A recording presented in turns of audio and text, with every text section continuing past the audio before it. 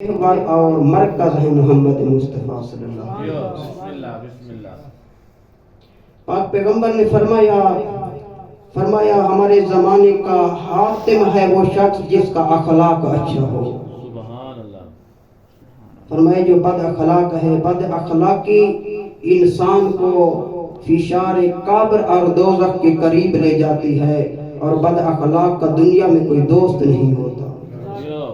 پاک پیغمبر نے فرمایا انما بعثت لاتمم مکارم الاخلاق، فرمایا مجھے اس لیے مبعوث کیا گیا ہے تاکہ میں اخلاق کے حسنہ کی تکمیل کروں۔ اخلاق حسنہ، اس اخلاقی کی تکمیل کے لیے مجھے مبعوث کیا گیا۔ پاک پیغمبر نے فرمایا وہ عورت کہ جو پاک پیغمبر صلی اللہ علیہ وآلہ وسلم پر ہر روز کوڑا کرکٹ پھینکا کرتی تھی، کون سی چیز تھی کہ جس کی وجہ سے وہ مسلمان ہو گئی؟ کس چیز نے اس عورت، اس یہودی عورت کے دل میں ایمان کی روشنی کی کرن کو نمودار کیا؟ وہ کون سی ایسی چیز تھی جس کی وجہ سے اس کا دل ایمان کی روشنی سے منور ہوا؟ وہ فقط اور فقط پاک پیغمبر کا اخلاق تھا۔ اخلاق کی وجہ سے وہ مسلمان ہو گئی۔ گویا کہ پاک پیغمبر نے ہر انسان کو یہ درس دیا ہے کہ کبھی بد اخلاقی کا جواب بد اخلاقی میں نہ دینا۔ کیوں؟ اس لیے کہ جب بد اخلاقی کا جواب بد اخلاقی میں دو گے تو تمہارے دشمن زیادہ ہوں گے۔ بد اخلاقی کا جواب اخلاق حسنہ سے دینا۔ جب آپ اخلاق حسنہ اعلیٰ اچھے اخلاق سے اس کا جواب دیں گے تو آپ کا دشمن بھی آپ کا دوست بنتا ہوا نظر آئے گا۔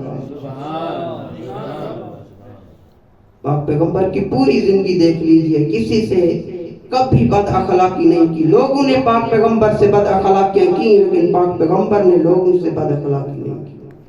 اس لیے تو پاک پیغمبر کے لیے خالق کائنات نے ارشاد فرمایا وَإِنَّكَ لَعَلَىٰ خُلُقٍ عَظِيمٍ، اے پیغمبر آپ اخلاق کے اعلیٰ مقام پر فائز ہیں۔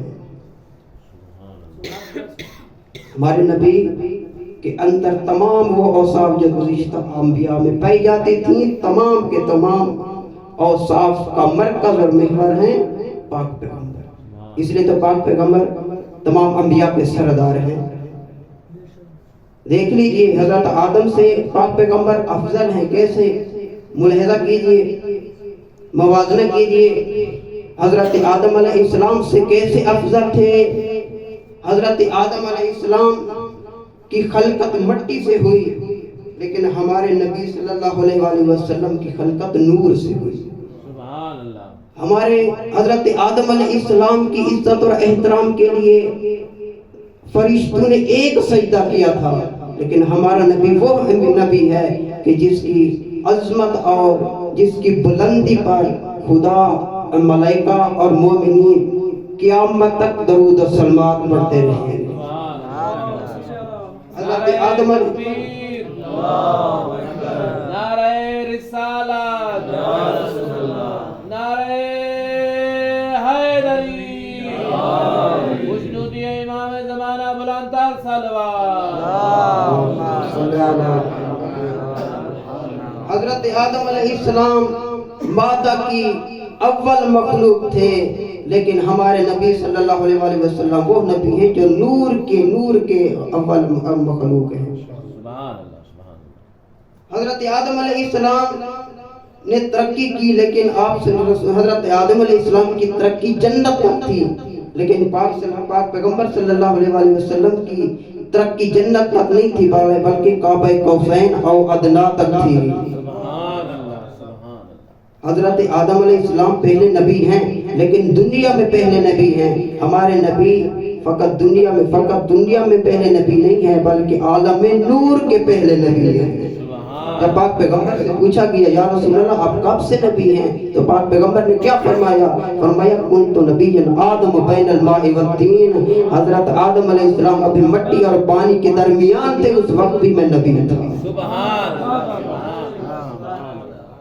حضرت محمد صلی اللہ علیہ وسلم حضرت آدم سے افضل، حضرت نوح سے افضل۔ موازنہ کیجئے حضرت نوح علیہ السلام سے کیسے افضل، حضرت نوح علیہ السلام کا سفینہ لکڑی کا تھا، لیکن پاک پیغمبر کا سفینہ لکڑی کا نہیں، نور کا تھا۔ حضرت نوح علیہ السلام کا سفینہ پانی کی سطح پر چلا، یعنی پاک پیغمبر کا سفینہ وہ سفینہ ہے جو ایمان کی سطح پر چلا۔ حضرت نوح علیہ السلام نبی تھے، لیکن اپنی قوم کے حق میں بد دعا کی، عذاب آیا، لیکن پاک پیغمبر صلی اللہ علیہ وسلم وہ نبی ہیں، لوگوں نے پتھر بھی مارے تو دعا کی، اس لیے تو رحمت العالمین قرار پایا۔ حضرت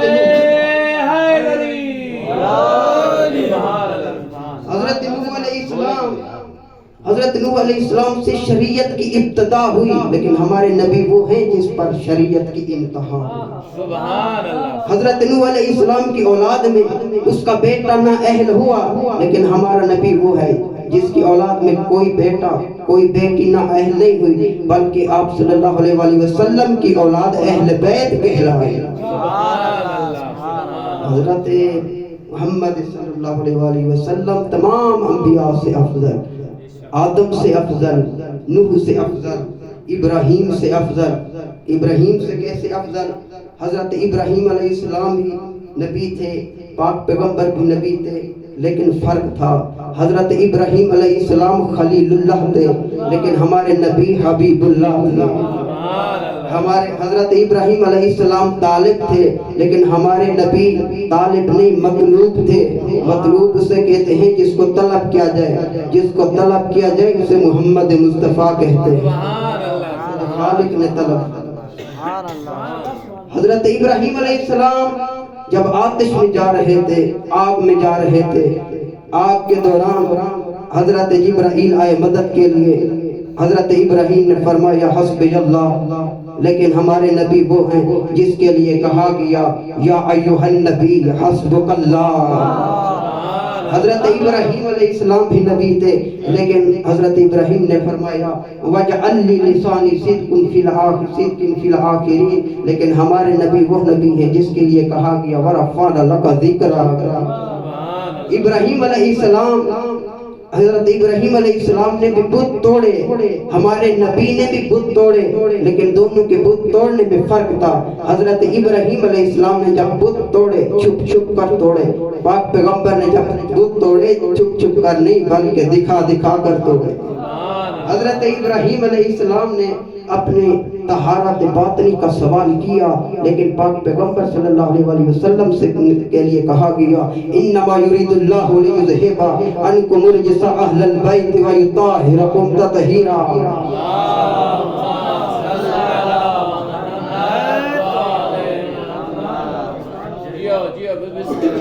حضرت محمد صلی اللہ علیہ وسلم تمام انبیاء کے سردار نبی ہیں۔ حضرت آدم کا بھی سردار، حضرت ابراہیم کا بھی سردار، حضرت نوح کا بھی سردار، حضرت موسیٰ و عیسیٰ کا بھی سردار، تمام انبیاء سے افضل ہیں ہمارے نبی۔ حضرت موسیٰ علیہ السلام کو اللہ نے 12 چشمے پانی کے دیے، لیکن ہمارے نبی وہ نبی ہیں جس کو اللہ نے 12 چشمے علم کے عطا فرمائے۔ حضرت موسیٰ علیہ السلام کو معجزے کے طور پر اللہ نے عصا عطا فرمایا، لیکن ہمارا نبی وہ نبی ہے جس کو اللہ نے معجزے کے طور پر قرآن جیسی کتاب عطا فرمایا۔ حضرت موسیٰ علیہ السلام کا خلیفہ ہارون تھا، لیکن ہمارے نبی کا خلیفہ ہارون نہیں علی مرتضیٰ تھا۔ علی کون تھا؟ نفس مطمئن، وصی رسول، خلیفۃ بلا فصل، ولی اللہ، ابو طالب کا چاند، امامت کا ناز، حسنین کا بابا، زہرا کا شوہر، قسیم النار والجنہ، ناطق قرآن۔ کتنے اوصاف ہیں میرے پیر مولا علی علیہ السلام کے۔ ہارون حضرت موسیٰ کا خلیفہ، لیکن اللہ نے ہمارے نبی صلی اللہ علیہ وسلم کو علی جیسا امام عطا فرمایا خلیفہ کے طور پر۔ حضرت موسیٰ علیہ السلام نے اپنا عصا مارا پتھر پر، پانی آیا، پانی نمودار ہوا، دریا پر مارا، دریا دو حصوں میں تقسیم ہو گیا، درمیان میں راستہ بن گیا۔ لیکن ہمارے نبی وہ نبی ہیں عصا سے نہیں، انگل کے اشارے سے چاند کو دو ٹکڑوں میں تقسیم کر دیا۔ حضرت موسیٰ علیہ السلام نے بھی معراج کی، لیکن ہمارے نبی نے بھی معراج کی۔ حضرت موسیٰ کی معراج زمین پر ہوئی، ہمارے نبی وہ نبی ہیں جس کی معراج عرش پر ہوئی۔ تمام انبیاء سے افضل ہیں ہمارے نبی۔ جتنے بھی نبی ہیں، جس نبی سے آپ موازنہ کرتے جائیں گے آپ کو پتہ چلتا جائے گا محمد مصطفیٰ افضل ہے۔ صادق اور امین کے لقب سے مشہور ہیں ہمارے نبی۔ یہ نہیں ہے کہ فقط رسول صلی اللہ علیہ وسلم کو جو نبی مانتے تھے، ایمان رکھتے تھے، وہ کہتے تھے صادق و امین۔ نہیں، آپ کا دشمن بھی کہتا تھا صادق اور امین ہے تو محمد مصطفیٰ ہے۔ اگر پوچھا جاتا کہ مدینہ میں امانت کے لیے کسی سے پوچھا جاتا امین کون ہے، تو دشمن بھی کہتے تھے کہ اگر امانت رکھنی ہے تو محمد مصطفیٰ کے پاس رکھیں۔ پاک پیغمبر صلی اللہ علیہ وسلم کو اللہ نے ہماری ہدایت کے لیے بھیجا ہے، بہت بڑا شرف ہے۔ ہماری ہدایت کے لیے پاک پیغمبر نے طرح طرح کی تکلیفیں برداشت کی، لوگوں نے پتھر مارے لیکن بد دعا نہیں کی، ان کے حق میں دعا فرمائے پروردگارا ان کی ہدایت فرما۔ ہماری ہدایت کے لیے خالق محمد مصطفیٰ صلی اللہ علیہ وسلم نے اتنی تکلیفیں برداشت کی کہ لوگوں نے اتنے پتھر مارے آپ کے جسم سے خون آتا تھا، لیکن ہماری ہدایت کی، یہاں تک کہ پاک پیغمبر صلی اللہ علیہ وسلم کی جان کے دشمن ہو گئے قریش مکہ، آواز قدرت اے میرے پیغمبر مدینہ کی طرف ہجرت کر جاؤ۔ قریش مکہ نے آپ کو شہید کرنے کا ارادہ کر لیا ہے۔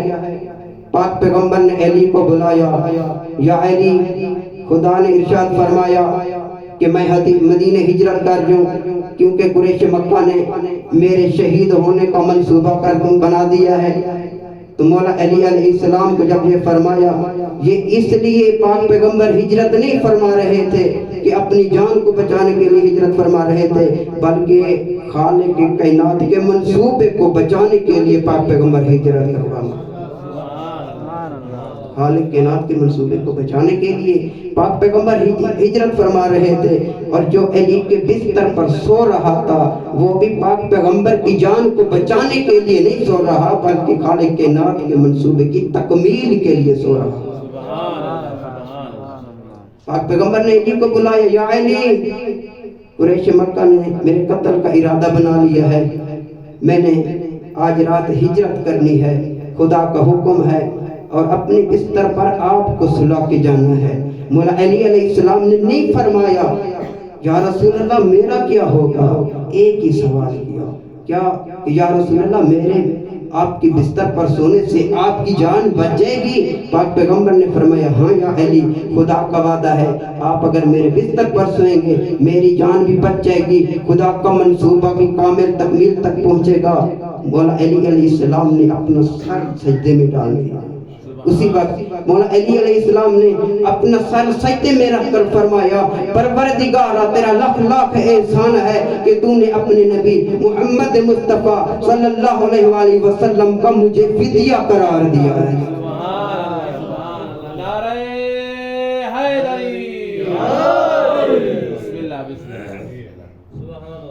حضرت اسماعیل کے لیے بھی فدیہ آیا، اس لیے میں کہتا ہوں جس کے لیے جنت سے دمبا فدیہ ہے اسے اسماعیل کہتی ہیں، اور جس کے لیے فدیہ امیر المومنین علی ابن ابی طالب بنے اسے محمد مصطفیٰ کہتے ہیں۔ جس کا فدیہ حضرت ابراہیم کی چھری سے نہ بچے اور ذبح ہو جائے اسے اسماعیل کہتے ہیں، اور جس کا فدیہ قریش مکہ کی تلواروں کے سائے سے زندہ طلوع ہو اسے محمد مصطفیٰ کہتے ہیں۔ صلوات پڑھیے محمد و آل محمد کی ذات۔ محمد و آل محمد عجل فرج تمام انبیاء سے افضل ہیں ہمارے نبی. آج کیونکہ شہادت کا دن تھا تو چند الفاظ شہادت کے 28 صفر کو پاک پیغمبر صلی اللہ علیہ وسلم کی رحلت کا دن ہے. جب 28 صفر کی صبح طلوع ہوئی تو پاک پیغمبر صلی اللہ علیہ وسلم کی حالت بہت ناساز تھی. تو پاک پیغمبر صلی اللہ علیہ وسلم اسی اصلاح میں مسجد میں گئے اور خطبہ دیا, آخری خطبہ دیا مسجد میں جا کر, اور فرمایا انی تارک فیکم الثقلین کتاب اللہ و عطرۃ اہل بیتی. اے لوگو, میں دو چیزیں آپ کے درمیان چھوڑ کے جا رہا ہوں, ایک اللہ کی کتاب ہے, دوسری میری عطرت اہل بیت ہے, اور یہ ایک دوسرے سے اس وقت تک جدا نہیں ہوں گی جب تک کہ حوض کوثر پر مجھ سے آ ملے. لہذا ان دونوں سے متمسک رہنا, اگر متمسک رہو گے تو گمراہ نہیں ہوگے. یہ خطبہ دینے کے بعد گھر تشریف لائے اور اپنی بیٹی کے گلے میں بہن ڈال دی اور فرمایا اے زہرا صبر کرنا, اب تیرا بابا دنیا سے جا رہا ہے. اے زہرا صبر کرنا, وہ لوگ کہ جن کو میں نے دولت مند کیا ہے میرے بعد وہ تیری ایک ایک چیز لے جائیں گے. زہرا سلام اللہ علیہا نے رونا شروع کر دیا, گریہ کرنا شروع کر دیا. پاک پیغمبر نے تسلی دی, فرمایا اے زہرا رونا, اے زہرا سب سے پہلے قبر میں آخرت میں تم ہی مجھ سے آ کر ملو گی. ان قریب کچھ دنوں کے بعد میں آپ کو بلا لوں گا. اور یہ خبر سنی تو پاک جناب زہرا سلام علیہا کے چہرے پر تھوڑی سی مسکراہٹ نمودار ہوئی. اس کے بعد پاک پیغمبر نے فرمایا میرا نواسہ حسین کہاں ہے؟ فرمایا گیا, بتایا گیا یا رسول اللہ آپ کا حسین آپ کے قدموں کی طرف بیٹھ کر رو رہا ہے. پاک پیغمبر نے فرمایا اے حسین آپ کے رونے کی, آپ کے بیٹھنے کی جگہ وہ نہیں ہے, آپ کے بیٹھنے کی جگہ تو میرا سینہ ہے. اے حسین آ میرے سینے پہ بیٹھ. اپنے سینے پر بٹھایا پاک پیغمبر نے حسین کو اور فرمایا اے حسین صبر کرنا, میں دیکھ رہا ہوں کہ آپ کے سر کو لوگ یزید کے پاس ہدیتاً لے کر جا رہے ہیں. اجرکم اللہ. اسی سنا میں پاک پیغمبر کی ایک نواسی جناب زینب سلام اللہ علیہا آئی اور اپنے نانا کے بدن سے لپٹ گئی اور فرمایا اے نانا جان میں نے ایک خواب دیکھا ہے, اس کی تعبیر مجھے بتائیے. نانا جان میں نے دیکھا ہے میں ایک درخت کے نیچے کھڑی تھی, ایک خوفناک آندھی آئی جس کی وجہ سے وہ درخت اکھڑ کر زمین پر آ گیا, اس کی جڑیں اکھڑ گئی.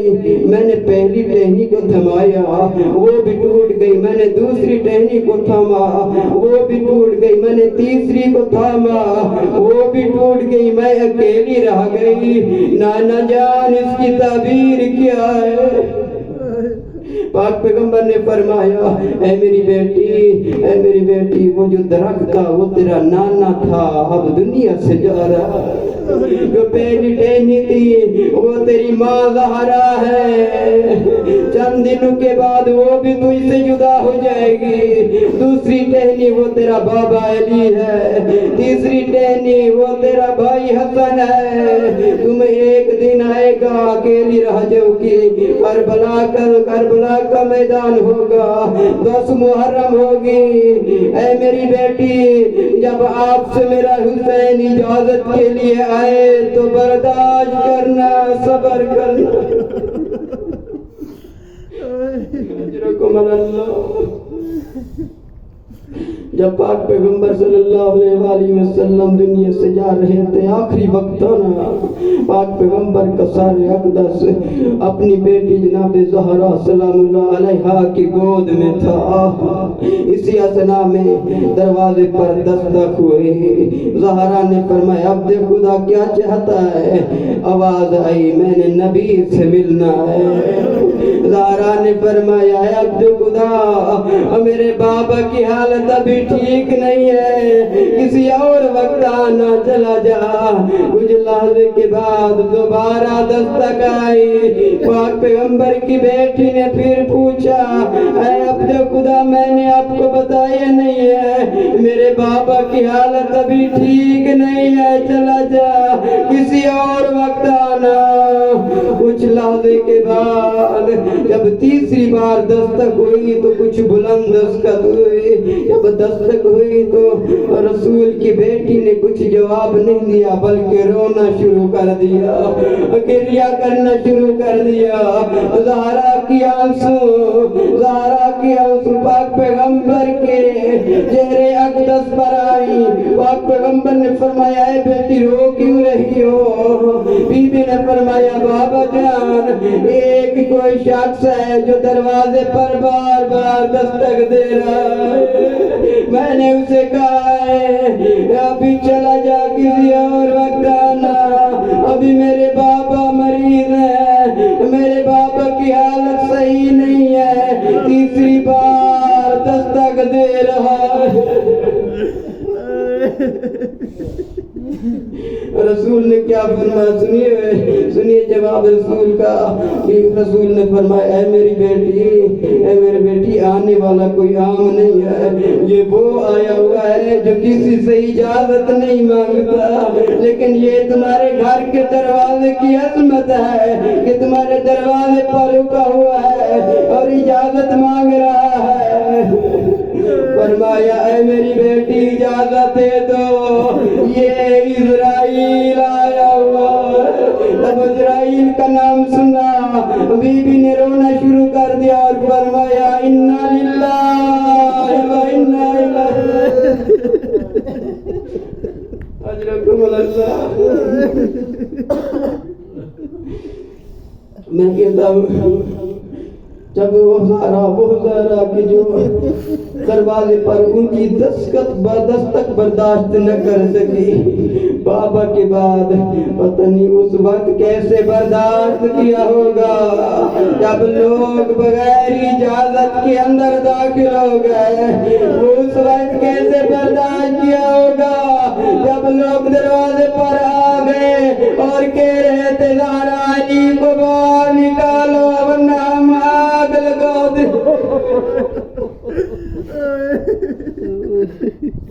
رسول صلی اللہ علیہ وآلہ وسلم دنیا سے چلے گئے، کفن دیا، مولا علی نے غسل بھی دیا، تدفین و تکفین بھی ہوئے۔ میں کہتا ہوں یا رسول اللہ آپ کی اچھی قسمت تھی، آپ کا اچھا نصیب تھا، آپ کو غسل بھی دیا گیا، آپ کو کفن بھی دیا گیا، تدفین و تکفین بھی کی گئی، لیکن دیکھیے کربلا کا میدان آپ کا نواسہ حسین ہے، 3 دن کا بھوک اور پیاس سے شہید کر دیا گیا، نہ کوئی کسی نے کفن دیا، نہ کسی نے غسل دیا۔ غسل بنا تو حسین کے بدن کا خون، کفن بنا تو حسین کے کربلا کی خاک کرم رے۔ انا للہ